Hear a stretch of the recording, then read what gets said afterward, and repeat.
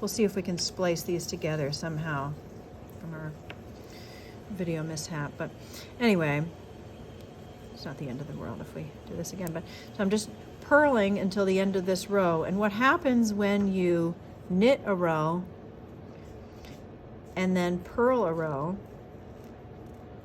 and alternate knitting rows and purling rows, is that you end up with a pattern of stitches that looks, I'm going to zoom in, it looks kind of like that, like sort of a traditional look of a sweater, I guess. Oops, wait, from the back to the front. And it's called stockinette stitch. Whoops, this should be in the front. Hang on, I think I just messed that up. So if you think you might have messed up, then you want to slow down. And let me bring my yarn to the front, like we always do with stockinette stitch. I mean, with purl stitch, we always have our yarn in the front. So here we go, down from the top, bring it around through, scoop up that stitch, and pull it off. Okay, down from the top, from the front to the middle, scoop up the stitch, and slide it off of that needle.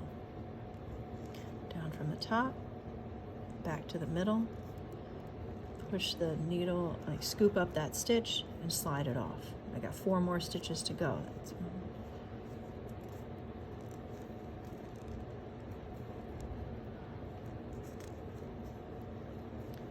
There is a certain rhythm to it that will happen, that will you'll develop over time. Once you've done this enough that it becomes kind of like the repetition of it sets in and your muscle memory takes over and you're not thinking so carefully about each little thing that you do. All right, so you can see already of your stockinette stitch a pattern starting to form. There's the back side and then there's the front side.